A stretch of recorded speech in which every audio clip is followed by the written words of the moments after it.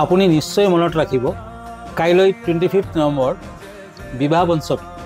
বিবাহ পঞ্চমী হৈছে ভগৱান শ্ৰী ৰামচন্দ্ৰ আৰু সীতা দেৱীৰ বিবাহ বাৰ্ষিক। হিন্দু ধৰ্ম মতে এইদিনাখনে ভগৱান শ্ৰী ৰাম আৰু জনক নন্দনী সীতা দেৱীৰ দিব্য বিবাহ সম্পূৰ্ণ হৈছিল। সেইবাবে এই দিনটো তেওঁলোকৰ স্বৰ্গীয় মিলনৰ স্মৃতিত পালন কৰা হয়। হিন্দু পঞ্চাংগ অনুসৰি শুক্লপক্ষৰ পঞ্চমী তিথিত এই উৎসৱ উদযাপন কৰা হয়। এই দিব্য বিবাহত জনকপুৰীত হৈছিল, যাক বৰ্তমান নেপালৰ জনকপুৰ বুলি জনা যায়।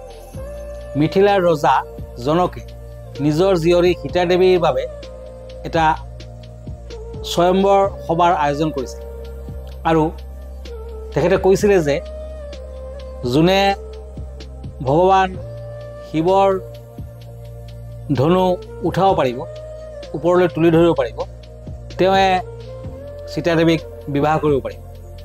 তেতিয়া এজনৰ পিছত এজন ৰাজপুত্ৰ আহিলে, কিন্তু কোনেও নোৱাৰিলে, কাৰণ সেই শিৱৰ ধনুটো যথেষ্ট ভাৰী আছিলে, মানে হেভি আছিল।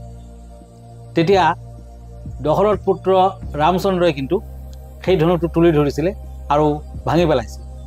তেতিয়াহে কথা দিয়া মতে ৰামচন্দ্ৰৰ লগত সীতা দেৱীৰ এই দিনটোতে বিবাহ হৈছিলে। গতিকে এই পবিত্ৰ দিনটোত যদি স্বামী স্ত্ৰীয়ে ৰাতিপুৱা গা পা ধুই একেলগে মাতি থাকে, জয় শ্ৰীৰাম, জয় শ্ৰীৰাম, জয় শ্ৰীৰাম, জয় জয় সীতা মাইয়া কি জয়, তেতিয়াহ'লে সংসাৰত কোনো ধৰণৰ অশান্তি নাথাকে। বিশেষকৈ যিসকল ল'ৰা ছোৱালীৰ বিয়া বাৰুত বাধা আছে, বিয়াখনত পলম হৈ আছে, তেওঁলোকৰ বাবেও কিন্তু এনেধৰণৰ নিয়মকৰণ মানি চলিব পাৰিলে অতি সোনকালে বিবাহ হৈ উঠিব আৰু সাংসাৰিক সুখ লাভ কৰিব পাৰিব। ধন্যবাদ, নমস্কাৰ, জয় শ্ৰীৰাম।